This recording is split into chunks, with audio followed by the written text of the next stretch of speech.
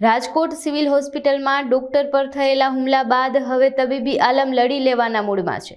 Neurosurgeon વિભાગના doctor Parth Pandya પર દર્દીના પરિવારે કરેલા હુમલાના લાઈવ સીસીટીવી ફૂટેજ સામે આવ્યા હતા। આ ઘટનાના વિરોધમાં સિવિલ હોસ્પિટલના ડોક્ટરો દ્વારા વિરોધ કરવામાં આવ્યો હતો। ડોક્ટરોનો આક્ષેપ છે કે સિવિલમાં અવારનવાર દર્દીના સગાઓ દ્વારા ડોક્ટરો પર હાથ ઉપાડવામાં આવે છે। મારું નામ ડૉક્ટર હેત રાદડિયા છે। હું જનરલ સર્જરી વિભાગમાં રેસિડેન્ટ ડૉક્ટર તરીકે ફરજ બજાવું છું। હાલ અમે માત્ર એ બાબતે ભેગા થયા છીએ કે રિપ્રેઝેન્ટ કરીએ છીએ કે વારંવાર થતા ડૉક્ટર તરફના જે હુમલાઓ છે એને થોડા સિરિયસલી લેવામાં આવે। વારંવાર આ પ્રકારની વારદાતો થતી હોય છે, વારંવાર અમારા તરફથી રિપ્રેઝન્ટેશન્સ થતા હોય છે, પણ એ બાબતે કોઈ પણ પ્રકારની અમને સુનિશ્ચિત કરવામાં નથી આવતા। ના તો અમારી સિક્યુરિટી પ્રમાણે કોઈ સિરિયસનેસ દાખવવામાં આવતી કે ના એ પ્રમાણેના જે ગુનેગારો હોય છે એને ગુનેગાર તરીકે બતાવી અને એમને કોઈ સજા મળતી હોય છે। તો અમારી એ જ માંગ છે કે એ જે ગુનેગારો છે એમને એમના ગુના માટેની સજા મળે।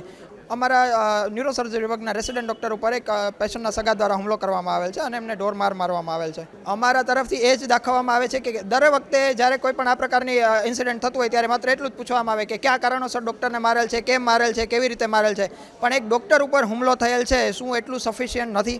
ડૉક્ટર ઉપર હુમલો થતો હોય તો એ બહુ ગંભીર બાબત છે। વારંવાર આ પ્રકારના ગંભીર બાબતો થવા છતાં પણ એ પ્રકારે કોઈ પણ પ્રકારે પગલાં લેવામાં આવતા નથી। કઈ વાતને થઈને ઘર્ષણ થયું હતું, મારો કહેવાનો મતલબ એ જ છે કે જે વાતને ઘર્ષણ લઈને થયું હોય પરંતુ ડૉક્ટર ઉપર આ પ્રકારના હુમલા થાય જ કે માટે, બરાબર છે? તો જે સિક્યોરિટી લેપ્સેસ હોય તો એ સિક્યોરિટી લેપ્સેસને બંધ કરવામાં આવે અને અમને સિક્યોરિટી સુનિશ્ચિત કરવામાં આવે।